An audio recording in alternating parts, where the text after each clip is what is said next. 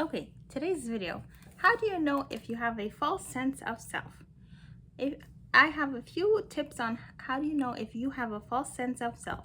If you have a false sense of self, you will never be happy because you're not living your true authentic self. You're living, basically, you're a fraud. So you don't want to be a fraud because then you'll never be happy. So how do you know if you have a false sense of self? You rely on other people to survive. You sell yourself short. You use your body to get what you want. Or to get things out of people.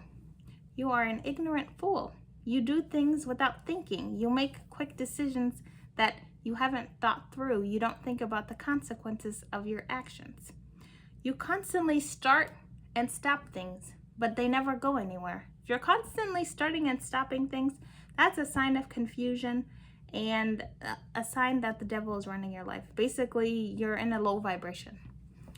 You struggle to find what you're good at. Everything falls through. You want to be a star, but you have no talent. You grew up around probably people who blamed you for things. You could be like a scapegoat. You had a troubled childhood. You're a liar. These are just a few signs that you have a false sense of self.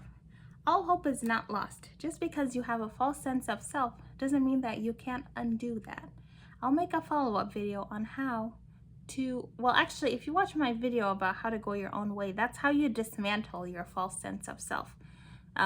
You basically have to break down who you are and start from scratch. You have to commit to say, well, this person that I am isn't getting me the results that I want. So you basically have to become a new person.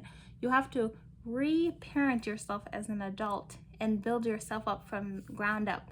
You have to turn your back on the way that you are now and the behavior that you have and the beliefs that you have and commit that you're going to change, you're going to be different, you're going to act totally different than you are acting right now.